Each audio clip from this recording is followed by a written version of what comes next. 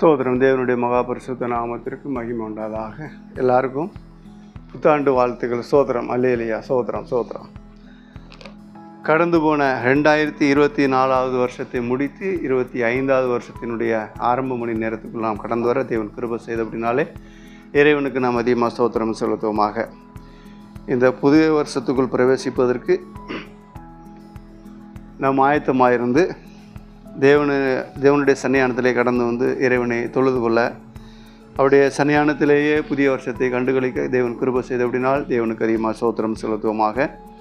நாம் நிர்மூலமாகாதிருக்கிறது கர்த்தருடைய கிருபையை, அவருடைய இறக்கங்கள் முடிவில் என்று சொல்லியிருக்கும். கர்த்தருடைய கிருபை நம்மோடு கூட இருந்து எல்லா தேவையிலும் கர்த்தரை சந்தித்து சமாதானத்தினால் நிரப்பி வழி நடத்தின பேரன்புக்காக தெய்வத்திற்கு நாம் அதிகமாக ஸ்தோத்திரம் செலுத்துவோம். இந்த நாளிலும் கர்த்தருடைய ஆவியானவர் நம்ம காண்பிக்கிற வேத பகுதியை வாசித்து தேவனுடைய ஆசீர்வாதங்களை பெற்றுக்கொள்வோம். ஆண்டவர் இந்த வருஷத்திலே நம்மை அதிகமாக எடுத்து பயன்படுத்த போகிறார். அதற்காக இறைவனுக்கு நன்றி செலுத்துவோம். ஆகாய் தீர்க்கதரிசியின் புஸ்தகம் 2ஆம் அதிகாரம் 23வது வசனம். ஆகாய் தீர்க்கதரிசியின் புஸ்தகம் 2ஆம் அதிகாரம் 23வது வசனத்தை வாசிக்கும் பொழுது,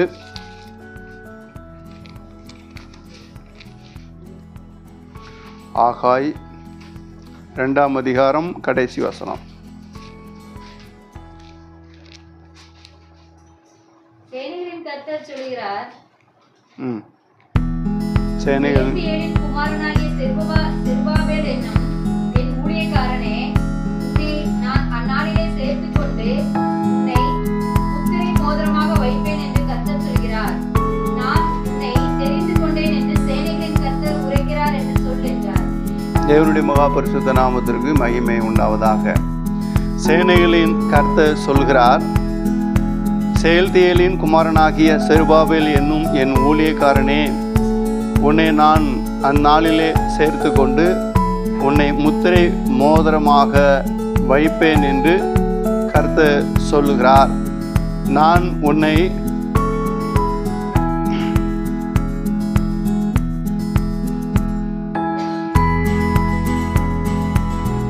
தெரிந்து கொண்டேன் என்று சேனைகளின் கர்த்தர் சொல்கிறார் என்று சொல்லி விதமாக பார்க்கிறோம். தேவனுடைய மகாபரிசுத்த நாமத்திற்கு மகிமை உண்டாவதாக. செயல்தியேலின் குமாரனாகிய செருபாபேலே, நான் உன்னை தெரிந்து கொண்டேன், உன்னை முத்திரை மோதிரமாக வைப்பேன், நான் உன்னை தெரிந்து கொண்டேன் என்று சொல்லி ஆண்டவருடைய வார்த்தை சொல்வதற்காக தெய்வத்திற்கு அதிகமாக ஸ்தோத்திரம் செலுத்துவோமாக.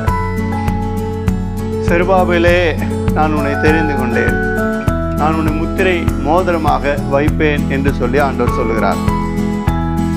முத்திரை மோதிரம்னா என்ன?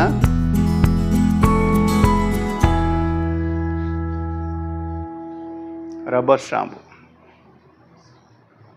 முத்திரை மோதிரம்னா அனுமதி கொடுக்கிற அந்த அனுமதி ஷீட்டு, அந்த ரப்பர் ஸ்டாம்பு இல்லாவிட்டால், அந்த முத்திரை இல்லாவிட்டால், இப்போ அரசு முத்திரை இல்லாவிட்டால் அரசாங்கத்தினுடைய காரியங்கள் செல்லாது. அதே போல் விதமாக ஒவ்வொன்றுக்கும் ஒவ்வொரு விதமான முத்திரை இருக்கிறதை பார்க்கிறோம். ஆண்டவர் சொல்கிறார், நான் உன்னை தெரிந்து கொண்டேன், உன்னை முத்திரை மோதிரமாக வைப்பேன் என்று சொல்லி ஆண்டவர் சொல்கிறார். அப்படி என்றால் நம்ம ஒரு மனிதனை தேவன் தெரிந்து கொண்டு அவனை முத்திரை மோதிரமாக வைத்தால் அவனுக்குள் எல்லா விதமான அதிகாரத்தையும் கொடுத்து அவனை எடுத்து பயன்படுத்துவார் என்று சொல்லி நவதமாக பார்க்கிறோம். செயல்தியேலின் குமாரனாகிய செருபாபேலே, நான் உன்னை தெரிந்து கொண்டேன், நான் உன்னை முத்திரை மோதிரமாக வைப்பேன் என்று சொல்லி ஆண்டவர் சொல்கிறார். தேவனுடைய மகாபரிசுத்த நாமத்திற்கு மகிமை உண்டாவதாக.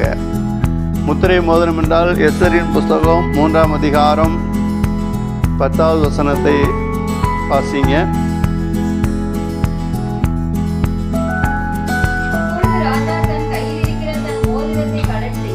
தன் கையில் இருக்கிற மோதிரத்தை கலட்டி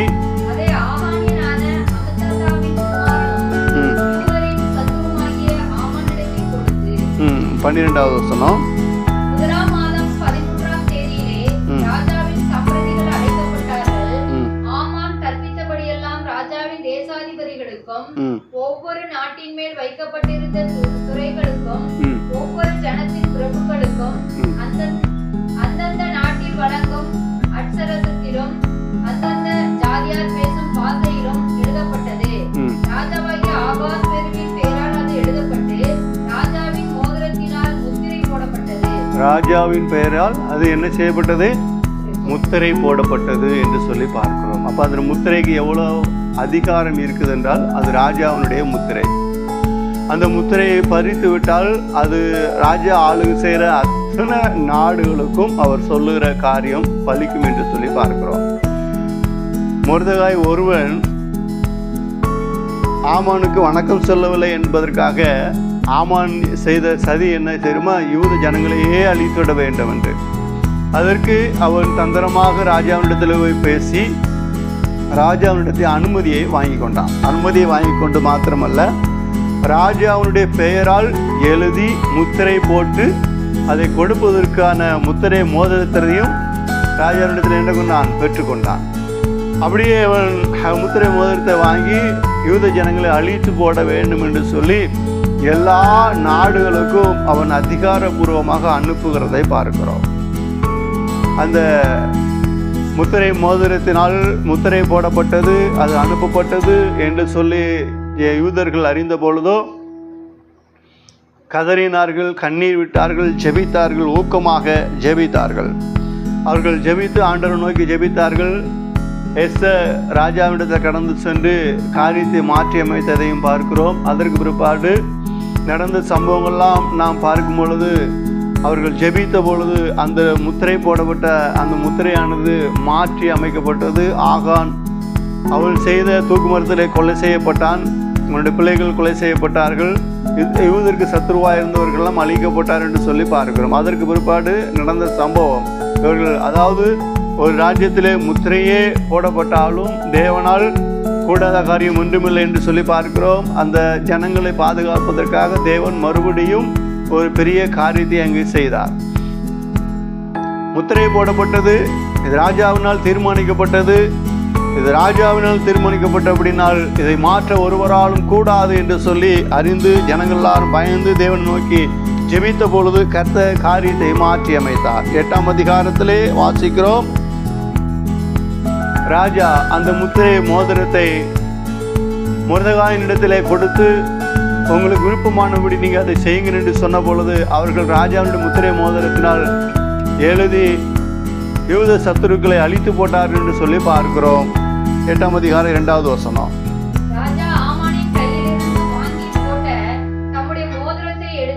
ராஜா ஆமானிடத்தில் கொடுக்கப்பட்ட அந்த அதிகாரத்தை எடுத்து யாருக்கிட்ட கொடுக்கிறாரு? வாசிங்க.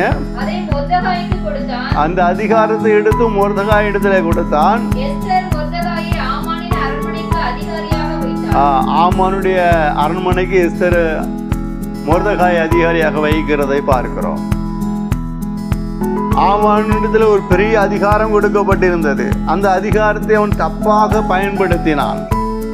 அவன் தவறாக பயன்படுத்தினபடினால் தேவ ஜனங்கள் ஊக்கமாக தேவனை நோக்கி மன்றாடி கெஞ்சின பொழுது அந்த சட்டம் மாற்றப்பட்டு அந்த அதிகாரம் அவனிடத்திலிருந்து பறிக்கப்பட்டு அந்த அதிகாரம் தேவ ஜனங்களுக்கு கொடுக்கப்பட்டது. ஹல்லேலூயா. தேவ ஜனங்களுக்கு கொடுக்கப்பட்ட பொழுது அந்த அதிகாரம் தேவ ஜனங்களுக்கு கொடுக்கப்பட்டு தேவ ஜனங்கள் பாதுகாக்கப்பட்டார்கள். தேவ ஜனங்களுக்கு விரோதமாக எழுப்பின சத்துருக்களை தேவன் முறியடித்து போட்டார் என்று சொல்லி பார்க்கிறோம். முத்திரை மோதிரத்துக்கு அவ்வளோ ஒரு வல்லமை உண்டு. தானியேலின் தீர்க்கதரிசியின் புத்தகத்திலே வாசிக்கிறோம். தானியேல் தீர்க்கதரிசி என்ன செய்தார்? உண்மையாக இருந்தார். ராஜாவுக்கு உண்மையாக இருந்தார். தேவதமாக எல்லா ஜனங்களும் அவர் கொடுக்கப்பட்ட அதிகாரத்திலே அவர் உண்மையுள்ள மனிதனாக இருந்தார்.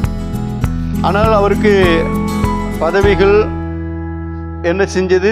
தேடி வந்தது. காரணம் அவர் உண்மையுள்ளவராக இருந்தபடினாலே அவரை தேடி பதவி வந்தது. ஆனால் பொறாமை பிடித்த மனிதர்கள் இந்த தானியேலை கொன்று போட வேண்டும். கொன்று போட்டால் என்னாகும்? அந்த அதிகாரத்தை பதித்து வேறொரு ஆளுக்கு கொடுத்து விடலாம் என்று சொல்லி தானியேலை எப்படியாவது கொல்ல வேண்டும் என்று சொல்லி தந்திரமான ஒரு காரியத்தை தரியு ராஜாவிடத்தில் போய் பேசுகிறார்கள். தரியு ராஜா 6ஆம் அதிகாரத்தில் வாசிக்கிறோம். தரியு ராஜாவுக்கு அது புரியவில்லை. என்ன சொல்றாரு? 30 நாள் வரைக்கும், ரொம்ப நாள் இல்லை, ஒரு மாதம், 30 நாள் வரைக்கும் ராஜாவாக உம்மை தவிர வேறு ஒருவரையும் ஜனங்கள் என்ன செய்யக்கூடாது? தொழுது கொள்ளக்கூடாது, சேவிக்கக்கூடாது, ஜெபம் பண்ணக்கூடாது, ஆராதனை செய்யக்கூடாது, பூஜை செய்யக்கூடாது, மணி அடிக்கக்கூடாது, எதுவுமே செய்யக்கூடாது. ராஜாவை மாத்திரம் வணங்க வேண்டும் அப்படின்னு ஒரு சட்டம் ஏற்றப்பட்டது. அது அதிகாரப்பூர்வமாக முத்திரையும் போடப்பட்டு ராஜாவின் கையெழுத்தும் வைக்கப்பட்டது. அந்த முத்திரை மோதிரத்துக்கு எவ்வளோ ஒரு அதிகாரம், பவர் இருக்கிறது நாமதமாக பார்க்கிறோம். ஆனால் அந்த முத்திரை வைக்கப்பட்டது என்று அறிந்த பொழுதும் தானியேல் தன் வழக்கத்தின்படியே எப்பொழுதும் போல தேவனை நோக்கி அவர் ஜெபித்தார். அவர் ஜெபித்ததை அந்த ஜனங்கள் பார்த்து குற்றம் கண்டுபிடிக்க வசமாக மாட்டிக்கொண்டான் என்று சொல்லி பிடித்து கொண்டு போய் சிங்க கபியிலே போடுவதற்காக கொண்டு போகப்பட்ட பொழுது அப்பொழுதுதான் ராஜாவுக்கு புரிந்தது, ஐயோ இந்த சட்டம் தானியேலுக்காக ஏற்றப்பட்டதா, தெரியாமல் கையெழுத்து போட்டேனே என்று சொல்லி. கையெழுத்து போட்டேன், சரி நான் தானே கையெழுத்து போட்டேன், மாற்றலாம் அப்படின்னு நினச்சா மாற்ற முடிஞ்சுதா? முடியல. ஏனென்றால் அந்த அதிகாரம் அவ்வளோ ஒரு வல்லமை உள்ளது என்று சொல்லி பார்க்கிறோம். அப்படியே இறைவனும் தம்முடைய பிள்ளைகளை தெரிந்து கொண்டு அவர்களுக்கு தேவன் என்ன செய்கிறாரு? அதிகாரத்தை கொடுக்கிறார். அந்த அதிகாரம் எப்படிப்பட்டது? அவர் தேவன் கொடுக்கிற அதிகாரம். தேவன் சொல்ல, நான் உன்னை தெரிந்து கொண்டேன், நான் உன்னை முத்திரை மோதிரமாக வைக்கிறேன் என்று சொல்லி ஆண்டவர் சொல்லுகிறதை பார்க்கிறோம். நம்மை பார்த்து ஆண்டவர் சொல்லுகிறார், நம்ம ஒவ்வொருவரையும் கர்த்தர் பார்த்து சொல்லுகிறார், நான் உன்னை முத்திரை மோதிரமாக வைப்பேன், நான் உன்னை தெரிந்து கொண்டேன், உன்னை கொண்டு நான் பெரிய காரியங்களை செய்ய போகிறேன் என்று சொல்லி ஆண்டவர் சொல்லுகிறதை நவதமாக பார்க்கிறோம். அதற்கு தேவனுடைய பிள்ளைகளாக நாம் என்ன செய்ய வேண்டும்? தேவனுடைய பாதத்தில் அமர்ந்து, ஆண்டவரே, எரேமியா புத்தகத்திலே வாசிக்கிறோம், ஆண்டவருடைய சத்தம் உண்டாகிட்டு யாரை அனுப்புவேன், யார் நமது காரியமாக போவான் என்று சொல்லி கர்த்தருடைய சத்தம் உண்டான பொழுது, ஆண்டவரே என்னை அனுப்பும் ஏசாயா சொன்னார். எரேமியா சொல்லுகிறார், என்னை அனுப்பும், நான் போகிறேன். விதமாக ஆண்டவருடைய சித்தத்துக்கு நாம் நம்மை ஒப்பு கொடுக்கும் பொழுது ஆண்டவர் நம்மளை முத்திரை மோதிரமாக எடுத்து பயன்படுத்த நம்முடைய கரங்களினால் கர்த்தர் பலத்த செய்கைகள் நடப்புகிறார். நாம் ஜபிக்கும் பொழுது, நாம் தேவனை துதிக்கும் பொழுது, நாம் தேவனை நோக்கி வேண்டுதல் செய்யும் பொழுது கர்த்தர் நமக்காக அவர் இறங்கி மகத்துவமான காரியங்களை செய்கிற வல்லவராக இருக்கிறார். பிரியமான தேவனுடைய பிள்ளைகளே, தேவன் நம்மை தெரிந்து கொண்டிருக்கிறார். நாம் அவரை தெரிந்து கொள்ள அவர் நம்மை தெரிந்து கொண்டிருக்கிறார். நம்மை தெரிந்து கொண்ட இறைவன் நமக்கு அதிகாரங்களையும் கொடுக்கிறார் என்று சொல்லி நவதமாக அறிந்து இறைவனுக்கு நாம் அதிகமாக சோதரம் செலுத்துவமாக முத்திரை மோதிரமாக வைக்கிறேன் என்று சொல்லி ஆண்டவர் சொல்லுகிறதை பார்க்கிறோம். எசேயா தீர்க்கதரிசியின் புத்தகம் 62ஆம் அதிகாரம் 3வது வசனத்திலே அவர் சொல்லும் பொழுது, முத்திரை மோதிரமாக மாத்திரமல்ல அலங்காரமான கிரீடமாக நான் வைக்கிறேன் என்று சொல்லி சொல்லுகிறதை பார்க்கிறோம். வாசிங்க. நீ கர்த்தருடைய கையில் அலங்காரமான கிரீடமும் உன் தேவனுடைய கரத்தில் ராஜ முடியுமாய் இருப்பாய் என்று சொல்லி ஆண்டவர் சொல்கிறார். ஹல்லேலூயா. தேவனுடைய கரத்திலே அலங்காரமான கிரீடமும் ராஜ முடியுமாக தேவன் நம்மை மாற்றப் போகிறார். இது என்னையா, இது புதுசா இருக்குது. கடந்த வருஷத்துல நம்ம பட்ட பாடு நமக்கு தானே தெரியும். எப்படி இதெல்லாம் நடக்கும்? தீர்க்கதரிசி எலிசா உட்கார்ந்திருந்தார். நாளைக்கு இந்நேரத்தில் ஒரு பிடி மாவு அதுமாக கம்மியாக விற்கப்படும், மாவுலாம் கிடைக்கும், பஞ்சமெல்லாம் நீங்கிறோம் அப்படின்னு சொல்லி தீர்க்கதரிசி சொல்லும் பொழுது ராஜாவுடைய பிரதானி கை கொடுக்கும் பிரதானி என்ன சொல்றான்? இதெல்லாம் எப்படி நடக்கும்? வானத்தின் மதிலை திறந்தாலும் இது நடக்குமா?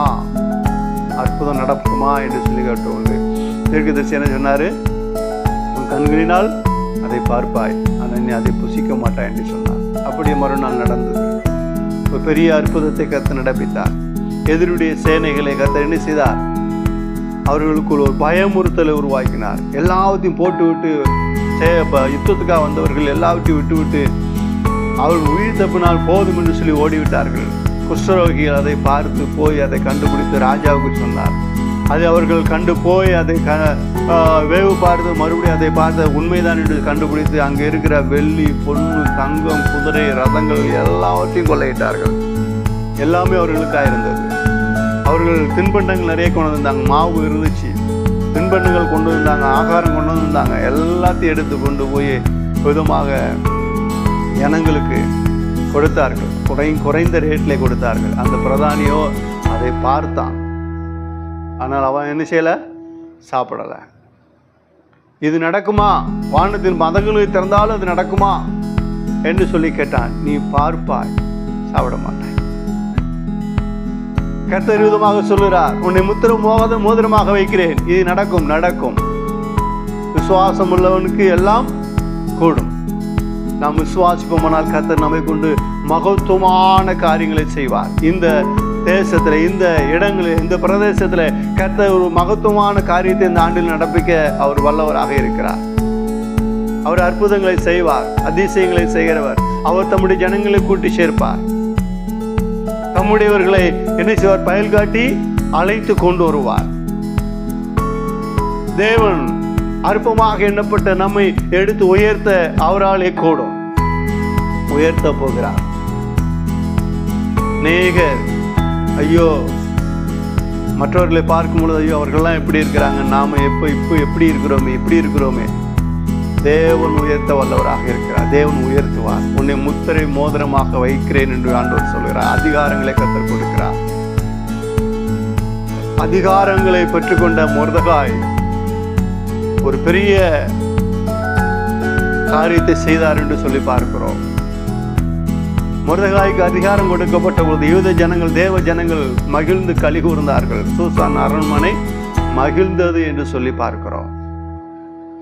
அதிகாரங்கள் தவறான ஒரு மனிதனிடத்தில் கடந்து போகுமானால், தவறான மனிதனிடத்தில் அதிகாரங்கள் போகுமானால் அது மிகவும் கேடாக இருக்கும். ஆனால் நல்ல மனிதனிடத்தில் அதிகாரம் போகுமானால் அது மிகுந்த மகிழ்ச்சியும் சமாதானத்தையும் கொடுக்கும் என்று சொல்லி பார்க்கிறோம். அப்படியே இறைவன் நமக்கும் அதிகாரத்தை கொடுக்கிறார். அந்த அதிகாரம் அது மகிமையாக இருக்கும். முத்திரை மோதிரமாக நான் உன்னை வைக்கிறேன். உன்னை எப்படி முத்திரை மோதிரமாக மாத்திரமல்ல, உன்னை அலங்காரமான கிரீடமாகவும் ராஜ முடியுமாக உன்னை மேன்மையாக வைப்பேன். நீ வாளாகாமல் தலையாவாய், கீழாகாமல் மேலாவாய் என்று சொல்லி ஆண்டவர் சொல்லுகிறதை பார்க்கிறோம். உன்னை மேன்மைப்படுத்தி உயர்த்துவேன் என்று சொல்லி கர்த்தருடைய வார்த்தை சொல்லுகிறதை பார்க்கிறோம். ஆபிரகாமை தேவன் அழைத்தார். ஆபிரகாமை அழைத்த பொழுது 12ஆம் அதிகாரத்திலே, ஆதியாகமத்தின் புஸ்தகம் 12ஆம் அதிகாரத்திலே வாசிக்கிறோம். ஆபிரகாமை அழைத்த பொழுது கர்த்தர் சொல்லுகிறார், உன்னை ஆசீர்வதிப்பேன். நான் உன்னோடு கூட இருந்து உன் சந்ததி வானத்தின் நட்சத்திரங்களை போல பெருக பண்ணுவேன். நான் உன்னோடு கூட இருப்பேன். மகத்துவமான காரியங்களை செய்வேன். ஆசீர்வதிக்கிறவர்களை சபிக்கிறவர்களை சபிப்பேன். உன் சந்ததியை பெருக பண்ணுவேன் என்று சொல்லி ஆண்டவர் சொல்லுகிறதை பார்க்கிறோம். அந்த வாக்குத்தத்தங்களை பெற்றுக்கொண்டு அவர் கடந்து போனார். அவன் ஒருவனாயிருக்கையில் நான் அவனை அழைத்து ஆசீர்வதித்து பெருக பண்ணினேன் என்று சொல்லி ஆண்டவர் சொல்லுகிறதை பார்க்கிறோம். தேவனுடைய மகாபரிசுத்த நாமத்திற்கு மகிமை உண்டாவதாக. அதனால்தான் எசேயா தீர்க்கதரிசியின் புஸ்தகம் 51ஆம் அதிகாரம் 1வது வசனத்திலே இஸ்ரவேல் ஜனங்களை பார்த்து தீர்க்கதரிசி விதமாக சொல்கிறார். வாசிங்க. நீதியை பின்பற்றி கர்த்தரை பின்பற்றுகிற நீங்கள் எனக்கு செவி கொடுங்கள். நீங்கள் வெட்டி எடுக்கப்பட்ட கன்மலையையும் நீங்கள் தோண்டி எடுக்கப்பட்ட துறவின் குழியை நோக்கி பாருங்கள். உங்கள் தகப்பனாகிய ஆபிரகாமையும் அவங்களை பெற்ற சாராளையும் நோக்கி பாருங்கள். அவன் ஒருவனாயிருக்க நான் அவனை அழைத்து அவனை ஆசீர்வதித்து அவனை பெருக பண்ணினேன். தேவனுடைய மகாபரிசுத்த நாமத்திற்கு மகிமை உண்டாவதாக. நான் அழைத்து ஆசீர்வதித்து பெருக பண்ணினேன். அப்படியே கர்த்தர் சீயோனுக்கு ஆறுதல் செய்வார். ஹல்லேலூயா. கர்த்தர் என்ன செய்வார்? ஆசீர்வதித்து பெருக செய்கிறவராக இருக்கிறார். அப்படியே இந்த நாளிலும் ஆண்டவர் எழுந்திருக்கிறார். நான் உன்னை முத்திரை மோதிரமாக தெரிந்து கொண்டேன் என்று சொல்லி ஆண்டவர் சொல்லுகிறதை பார்க்கிறோம்.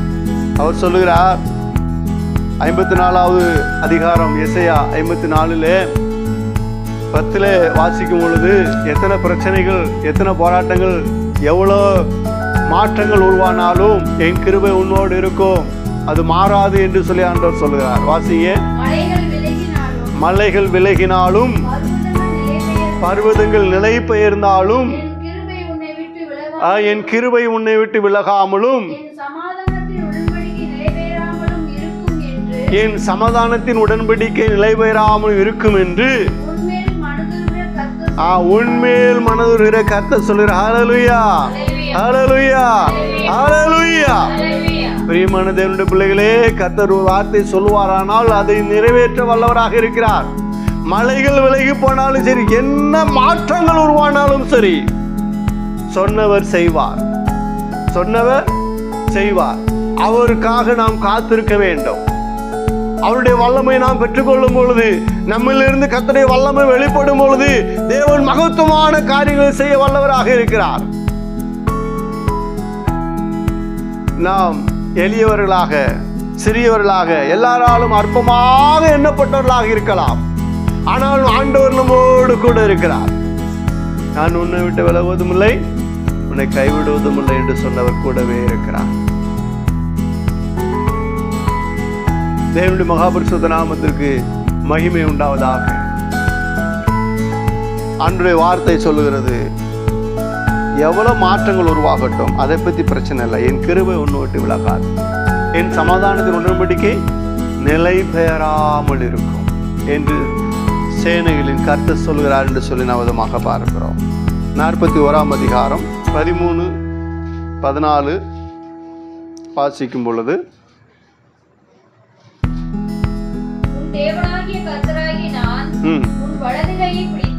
ஆண்டவர் சொல்லுகிறார், உன் தேவனாகிய கர்த்தராகிய நான் உன் வலது கையை பிடித்து பயப்படாதே, நான் உனக்கு துணை நிற்கிறேன் என்று சொல்கிறேன். யாக்கோபு என்னும் பூச்சியே, இஸ்ரவேலின் சிறு கூட்டமே, பயப்படாதே, நான் உனக்கு துணை நிற்கிறேன் என்று கர்த்தரும் இஸ்ரவேலின் பரிசுத்தருமாகி உன் மீட்பர் உரைக்கிறார். ஹல்லேலூயா. 10ஆம் வசனத்தை வாசிங்க. நீ பயப்படாதே, நான் உன்னுடனே இருக்கிறேன், திகையாதே, நான் உன் தேவன், நான் உன்னை பலப்படுத்தி உனக்கு சகாயம் பண்ணுவேன், என் நீதியின் வலது கரத்தினால் உன்னை தாங்குவேன். ஹல்லேலூயா. கர்த்தர் என்ன சொல்கிறார்? உன்னை பலப்படுத்தி சகாயம் பண்ணுவேன், நீதியின் வலது கரத்தினால் உன்னை தாங்குவேன். கர்த்தருடைய கரம் நம்மோடு கூட இருக்க போவார். ஆண்டவரே, உம்முடைய கரத்தை நீட்டும், நீர் என்னோடு கூட வாரும், ஒரு வார்த்தை சொல்லும் என்றெல்லாம் நாம் ஜெபித்திருக்கிறோம். வேதத்திலே வாசிக்கும் பொழுது ஒரு வார்த்தை சொல்லும், ஒரு வார்த்தை சொல்லும், அப்பொழுது என் வேலைக்காரன் பிழைப்பான் என்று சொல்கிறதை பார். ஒரு வார்த்தை சொல்லும் ஐயா. ஆண்டவர் சொல்லுகிறார், பயப்படாதே, சமாதானத்தோடு போ, கலங்காதே, திகையாதே, நான் உன்னோடு இருக்கிறேன், நான் உன் வலது கரத்தை பிடித்து உன்னை தாங்கி, நீதியின் வலது கரத்தில் உன்னை தாங்குகிற உன் தேவனாய் கர்த்தர் என்று சொல்லுகிறதை பார்க்கிறோம். தேவனுடைய மகாபரிசுத்த நாமத்திற்கு மகிமை உண்டாதாக. பயப்படாதே என்று சொல்லுகிறார். நமக்கு நிறைய நேரங்கள்ல என்ன செய்யுது, நம்முடைய பிரச்சனைகள், நம்ம சுற்றி இருக்கிற சூழ்நிலைகள், நம்முடைய காரியங்களை பார்த்து நம்ம என்ன செய்யறோம்? பயம்தான் இருக்கு. எப்போ என்ன நடக்குமோ, எது நடக்குமோ, எப்போ என்ன ஆகுமோ அப்படின்னு ஒரு பயம் நமக்குள்ள இருக்குது. ஆண்டவர் சொல்லுகிறார், பயப்படாது, உன்னோடு கூட. ஹல்லேலூயா. ஆண்டவர் நம்முடைய வலது கரத்தை பிடித்து நடத்துகிறவர், நம்மை அருமையாக நடத்துகிறதை நாம் விதமாக பார்க்கிறோம். 43ஆம் அதிகாரம் 1லிருந்து 5 வரைக்கும் வாசிங்க. இப்போதும் யாக்கோபே, உன்னை சிருஷ்டித்தவரும் இஸ்ரவேலே, உன்னை உருவாக்கினோருமாகிய கர்த்தர் சொல்லுகிறதாவது, உன்னை மீட்டு கொண்டேன், உன்னை பேர் சொல்லி அழைத்தேன், நீ என்னுடையவன், நீ தண்ணீர்களை கடக்கும் போது நான் உடனே இருப்பேன், நீ ஆறுகளை கடக்கும் போது அவைகள் உன்மேல் புரளுவதில்லை, நீ அக்கினியில் நடக்கும் போது வேகாதிருப்பாய், அக்கினி ஜுவாலை உன் பேரில் பற்றாது, நான் இஸ்ரவேலின் பரிசுத்தரும் உன் ரட்சகருமா இருக்கும் தேவனாகிய கர்த்தர் உன்னை மீட்கும் பொருளாக எகிப்தையும் உனக்கு ஈடாக எத்தியோப்பியாவையும் சேபாவையும் கொடுத்து. ஹல்லேலூயா. தேவனுடைய மகாபரிசுத்த நாமத்திற்கு மகிமை. பயப்படாதே, நான் உன்னோடு கூட இருக்கேன். உன்னை மீட்கும் பொருளாக நான் எகிப்தையும் எத்தியோப்பியாவையும் சேபாவையும் கொடுப்பேன். நான் உன்னை கூட இருந்து உன்னை மீட்பேன், உன்னை ரட்சிப்பேன் என்று சொல்லி ஆண்டவர் சொல்லுகிறார். நீ தண்ணீர்களை கடக்கும்போது உண்மையில் புரளுவதில்லை. நீ அக்கினி நடக்கும்போது வேகாதிருப்பாய். சத்ரக் மேஷக் ஆபேத்நேகோ 3 தானியேல் புஸ்தகம் 3 அதிகாரத்தில் வாசிக்கிறோம். என்ன செஞ்சாங்க? அக்னியில் தூக்கி கொண்டு போட்டாச்சு. ராஜா உட்கார்ந்து பார்த்துக்கிட்டு இருக்கிறான். எப்படி துடிச்சு சாகுறாங்க, சத்தம் போட்டு சாகுறாங்க, எப்படி சாகுறாங்கன்னு பார்க்கணும். ஆனால் அவங்க நடந்த சம்பவம் என்னன்னா, உள்ள போனாங்க, ஜாலியாக அக்னியில் அப்படியே ரவுண்ட் அடிச்சுட்டு வந்தாங்க. ரவுண்ட் அடிச்சுட்டு அப்படியே தேவனை துதிச்சு அப்படியே பண்ணிட்டே வந்தாங்க. அவங்களுக்கு எந்த சேதமும் இல்லை. பார்த்து கொண்டு ராஜாவுக்கு ஆச்சரியமா இருந்தது. நம்ம 3 பேர் தானே போட்டோம். ஆமாம், 3 பேர் தான் போட்டோம். 4வது ஒரு ஆளை நான் பார்க்கிறேன். 4வது ஆள் யாரு? தேவபுத்திரின் சாயலாக இருக்கிறது. 4வது ஒரு ஆளை பார்க்கிறேன். ஏன் அக்னியில வேகாதிருப்போம்? தேவன் அங்கே கடந்து வருகிறார். தேவன் அங்கே கடந்து வந்து இந்த சாதாரண அக்னி நம்ம மேல பற்றாதபடி அவர் பாதுகாத்து அருமையாக வழி நடத்துகிறதை பார்க்கிறோம். தேவனுடைய மகாபரிசுத்த நாமத்திற்கு மகிமை உண்டாது. நம்ம கூட இருந்து மகத்துவமான காரியங்களை அவர் செய்கிறார் என்று சொல்லி வேதம் சொல்லுகிறத நவதமாக பார்க்கிறோம். அன்று தீர்க்கதரிசியாகிய தானியேலின் புஸ்தகத்தில் வாசிக்கிறபடி சத்ரக் மேஷக் ஆபேத்நேகோவை காத்த தேவன் இன்று நம்மோடு கூட இருந்து நம்மையும் காக்க வல்லவராக இருக்கிறார். அவ்விதமாக செருபாபேலுக்கு தெரிந்து கொண்ட இறைவன் நம்மையும் தெரிந்து கொண்டார். செருபாபேலை பேர் சொல்லி அழைத்த இறைவன் நம்மையும் அழைத்திருக்கிறார். செருபாபேலை முத்திரை மோதிரமாக நாட்களில் நிலைநிறுத்தின தேவன் நம்மையும் தேவன் தெரிந்து கொண்டு அழைத்து முத்திரை மோதிரமாக மாற்ற வல்லவராக இருக்கிறார். பயப்படாதே, நான் உன்னோடு கூட இருக்கேன். திகையாதே, கலங்காதே, நான் உன்னோடு கூட இருக்கிறேன். நான் உன்னோடு கூட இருக்கிறேன் என்று சொல்லி ஆண்டவர் சொல்லுகிறார். நம்ம கூட நம்முடைய இறைவன் கூட இருக்கிறார். அதனால நம்ம என்ன செய்ய வேண்டியதில்லை? கலங்க வேண்டியதில்லை, பயப்பட வேண்டியதில்லை, திகைக்க வேண்டியதில்லை, எந்த விதமான கஷ்டத்தையும் இது பண்ண வேண்டியதில்லை.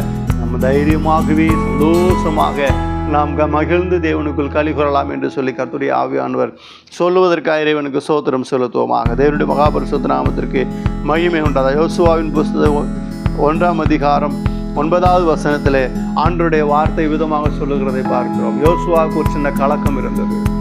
மோசே பெரிய தேவனுடைய மனிதன், முகமுகமாய் பார்த்து பேசுகிறவர். அவருக்கே ஜனங்கள் சில நேரத்தில் டிமிக்கி கொடுத்தாங்க. நம்மளெல்லாம் என்ன பண்ணுவாங்க? தூக்கி சாப்பிட்டுருவாங்களே, என்ன பண்றது என்று சொல்லி கொஞ்சம் கலக்கம் இருந்தது. ஆண்டவர் சொல்லுகிறார், பசிய யோசுவா 1:9, நான் உனக்கு கட்டளையிடவில்லையா? பள்ளங்கொண்டு திடமன்னதாயிரு, திகையாதே, கலங்காதே, நீ போகும் இடமெல்லாம் உன் தேவநாயகத்தை உன்னோடு கூட இருக்கு. நாம் எங்க போனாலும் தேவநாயகத்தை என்ன செய்றாரு? நம்மோடு கூட இருக்கிறார். எங்க போனாலும் சரி, எப்படிப்பட்ட சூழ்நிலையில் நாம் இருந்தாலும் சரி, நம்மோடு கூட ஆண்டவர் கூடவே இருக்கிறார். நம்மை ஆறுதல் படுத்த, நம்மை தேற்ற, நம்மை தூக்கி சுமக்க, நம்மை வழி நடத்த, நமக்கு போதிக்க, நல்ல ஆலோசனைகளை கொடுக்க, நம்மை பரிசுத்த பாதையில சீர்திருத்த, நம் அநேகருக்கு சாட்சியா வாழ்வதற்கு, நம்மை எடுத்து உயர்த்துவதற்கு ஆண்டவர் நம்மோடு கூட இருக்கிறார். நாம் செய்கிற தொழில்களை கர்த்தர் ஆசீர்வதிப்பதற்கு, நம்முடைய வீட்டை ஆசீர்வதிக்க, குடும்பத்தை ஆசீர்வதிக்க தேவன் என்ன செய்கிறார்? நம்மோடு கூட இருக்கிறார். ஆம் பிரியமானவர்களே, நாம் எந்த இதை குறித்து என்ன செய்யக்கூடாது? கவலைப்படாமல் நாம் ஆண்டவரோடு இருந்து தேவனை மகிமைப்படுத்த வேண்டும். பழங்குண்டு திடமானதார், திகையாதே, கலங்காதே, நான் உனக்கு கட்டளையிடவில்லையா? நான் தைரியமாய் நான் உன்னோடு கூட இருக்கிறேன் என்று சொல்லி ஆண்டவர் சொல்லுகிறத நவதமாக பார்க்கிறோம். லூக்கா எழுதின சுவிசேஷம் 15ஆம் அதிகாரத்திலே வாசிக்கும் பொழுது, கெட்ட குமாரன் 2 குமாரர்கள் இருந்தார்கள். அதில் மூத்தவர் எப்பொழுதும் யாரோடு இருந்தால் தகப்பன் கூட இருந்தார். இளையவன் என்ன பண்ணான்னா, தகப்பன் சொல்கிறதை கேட்காம ஆசையை வாங்கி கொண்டு போய் கெட்டு குட்டிச்சவராகி இருக்கிறதெல்லாம் கெடுத்து சாப்பிட்றதுக்கு வழி இல்லாமல் பண்டி மேய்க்க போய் பண்டி மேய்க்கிற பண்டி திங்கிற தவிட்டுனால வயிற்றை நிரப்பலான்னு நினைக்கும், அதுவும் கிடைக்காம மிகுந்த வருத்தத்தோடு இருக்கும் பொழுது அவனுக்கு ஒரு ஞானோதயம் உருவாகுது. எப்போ பண்டி தவிடு கிடைக்காத நேரத்தில் ஞானோதயம் உருவாகி, என் தகப்பனர் வீட்டில் எத்தனையோ வேலைக்காரர்கள் சம்பூர்ணமான சாப்பாடு இருக்கிறதே, நான் இங்கே வந்து ஏன் இவ்வளோ கஷ்டப்பட வேண்டும் என்று சொல்லி என் தகப்பன் வீட்டுக்கு போவேன் என்று சொல்லி எழுந்து தகப்பன் வீட்டுக்கு வருகிறான். அப்படி வந்த பொழுது தகப்பன் தூரத்திலே அவனை பார்த்து ஓடி கட்டி அணைத்து முத்தம் செய்து அவனுக்கு என்ன செய்தான் தெரியுமா? அவனை குளிப்பாட்டி கைக்கு மோதிரம் அணிந்தார் என்று சொல்லி பார்க்க. 22ஆவது வசனத்தை வாசிங்க. லூக்கா 15:22.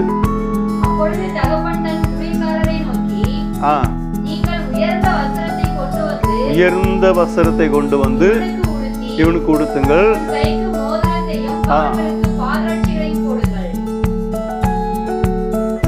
கைக்கு மோதிரத்தையும் கால்களுக்கு பாதரட்சியும் போடுங்கள். நாம் விவசாயில வாசிக்கிறோம் இல்லையா, ஆயத்தம் என்னும் பாதரட்சியை கால்களை தொடுத்தவர்களாயும் அதிகாரம் என்னும்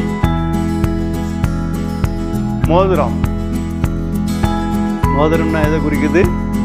அதிகாரத்தை குறிக்குது.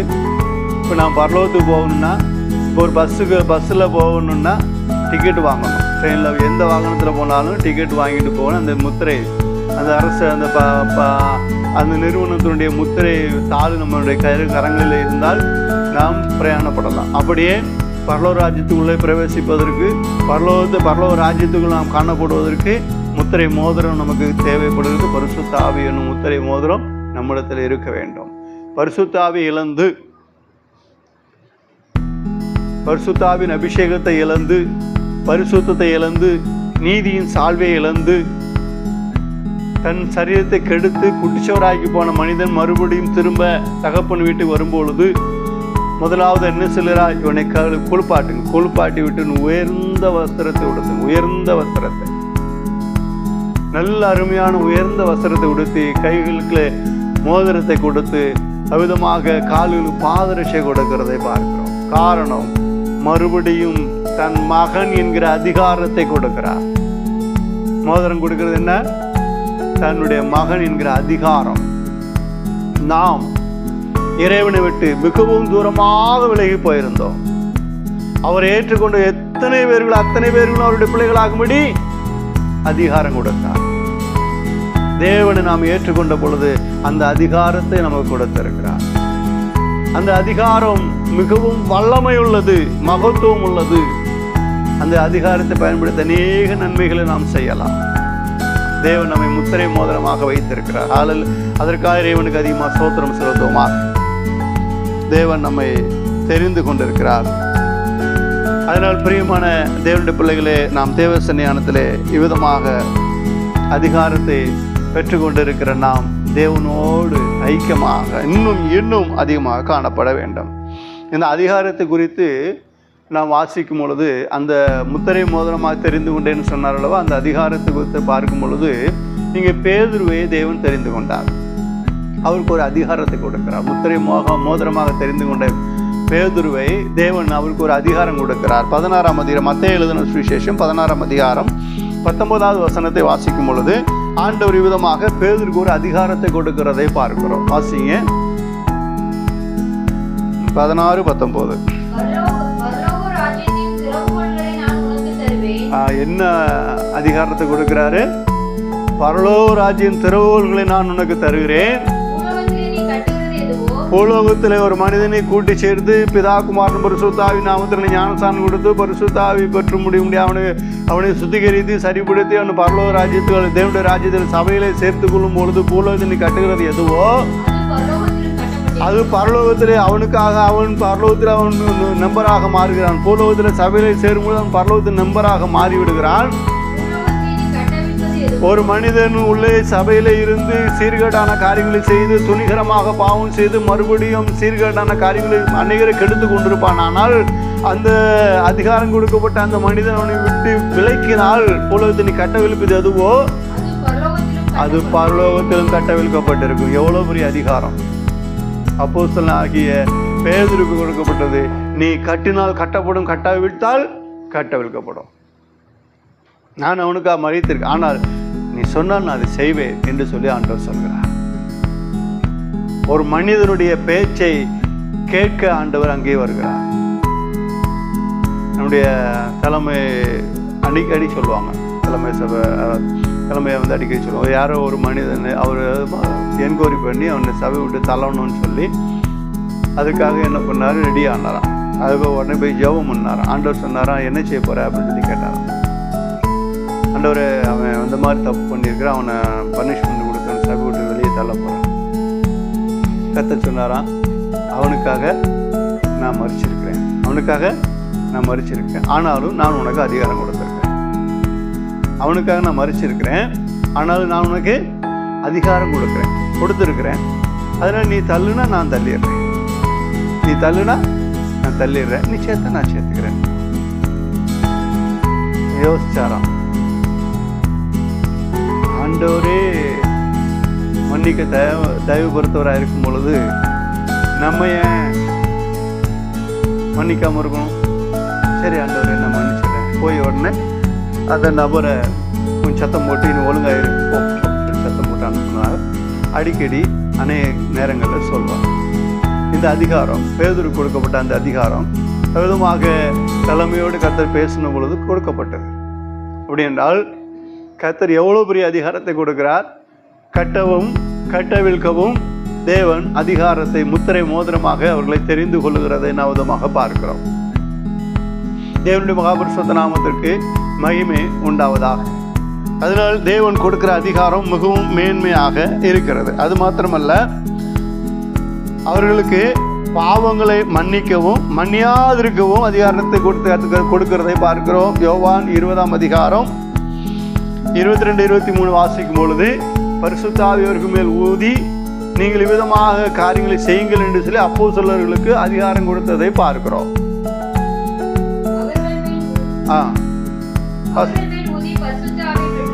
அவர்கள் அப்போஸ்தலர்களை பார்த்து அவர்கள் மேல் ஊதி இது உயிர்த்தெழுந்த பிற்பாடு ஆண்டவர் கொடுக்கிற அதிகாரம்.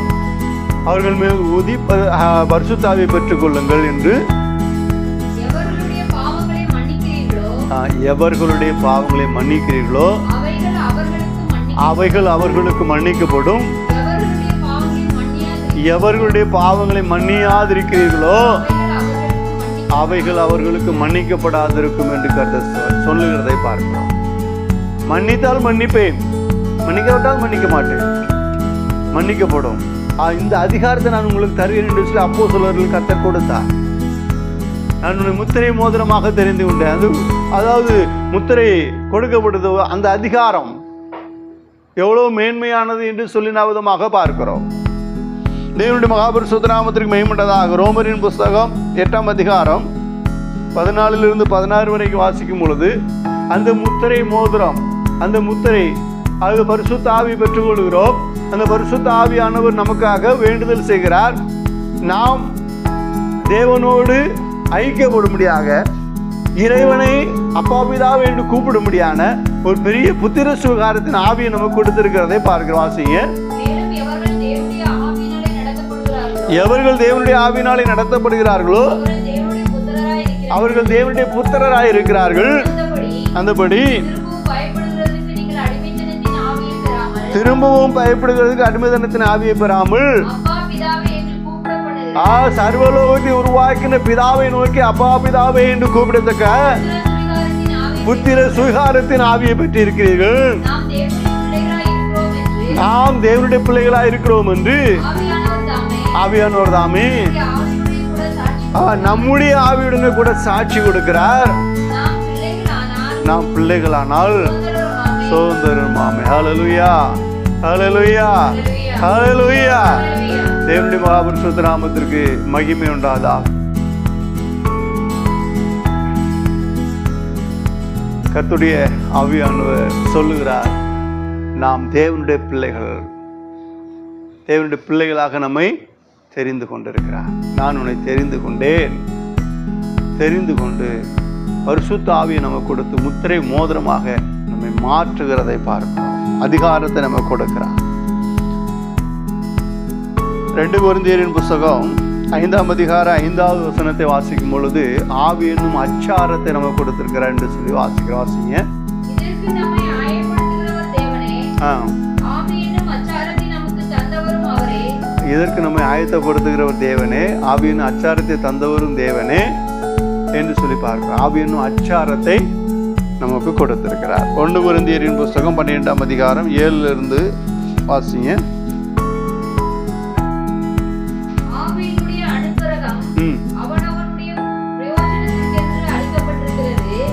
எப்படியெனில் ஒருவனுக்கு ஆவியினாலே ஞானத்தை போதிக்கும் வசனமும், வேறொருவனுக்கு அந்த ஆவியினாலே அறிவை உணர்த்தும் வசனமும், வேறொருவனுக்கு அந்த ஆவியினாலே விசுவாசமும், வேறொருவனுக்கு அந்த ஆவியினாலே குணமாக்கும் வரங்களும், வேறொருவனுக்கு அற்புதங்களை செய்யும் சக்தியும், வேறொருவனுக்கு தீர்க்கதரிசனம் உரைத்தலும், வேறொருவனுக்கு ஆவிகளை பகுத்தறிதலும், வேறொருவனுக்கு பற்பல வார்த்தைகளை பேசுதலும், வேறொருவனுக்கு வார்த்தைகளை வியாக்கியானம் பண்ணுதலும் அளிக்கப்பட்டிருக்கிறது.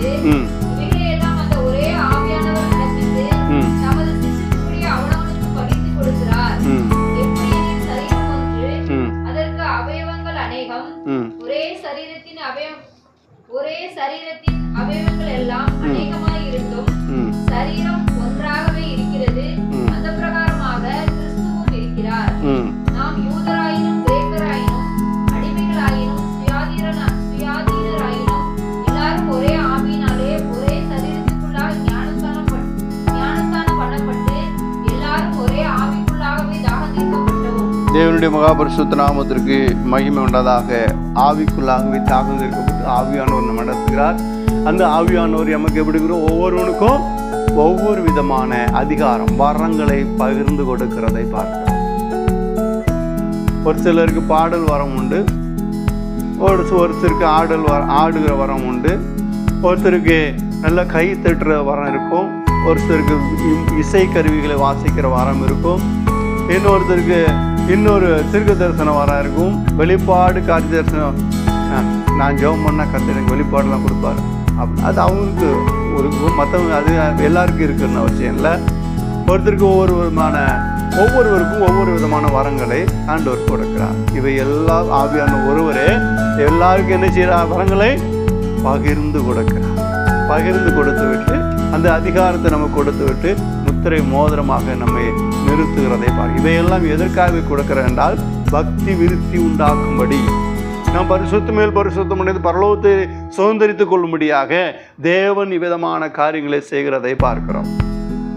தேவனுடைய மகாபரிசுத்த நாமத்திற்கு மகிமையுண்டதாக. இந்த முத்திரை மோதிரமாக தேவன் தெரிந்து கொண்ட இறைவன் நம்மை மேன்மையாக வைப்பதற்கு ஒரு ஆயத்தமுள்ளதாக இருக்கிறார். இங்கே சொல்கிற செயல்தியலின் குமாரனாகிய செருபாபேலே, உன்னை நான் தெரிந்து கொண்டேன், உன்னை நான் பெயர் சொல்லி அழைத்தேன், உன்னை முத்திரை மோதிரமாக தெரிந்து கொண்டேன் என்று சொல்லி ஆண்டவர் சொல்கிறார். நம்ம ஒவ்வொருவரையும் கர்த்தர் பெயர் சொல்லி அழைத்து தெரிந்து கொண்டிருக்கிறார். நமக்காக ஜீவனை கொடுத்திருக்கிறார். அவருடைய இரத்தத்தினால் நாம் கழுவி சுத்திகரிக்கப்பட்டு அவருடைய பிள்ளைகளாக மாற்றப்பட்டிருக்கிறோம். நம்மை தெரிந்து கொண்டவர் நம்மை முத்திரை மோதிரமாக அவர் நமக்கு அதிகாரத்தை கொடுக்கிறதை பார்க்கிறோம். நாம் முத்திரை மோதிரமாக தெரிந்து கொண்டவர்கள் தேவனுடைய சித்தம் என்ன என்பதை அறிந்து ஆண்டவருக்கு எப்பொழுதும் நன்றியுள்ளதாகவே வாழ வேண்டும் என்று சொல்லி கர்த்தருடைய ஆவியானவர் சொல்கிறார். அப்படின்னா அப்படியே ஜீவித்து தேவனுடைய ஆசீர்வாதம் கிருபையிலே பெற்றும் தேவனுடைய அதிகாரத்தை தேவனுக்காக பயன்படுத்தி ஆசீர்வாதங்களை நிறைவாக பெற்றுக்கொள்வோம். கர்த்தர் தாமே இந்த வார்த்தைகளையும் ஆசீர்வதிப்பாராக. ஆமென்.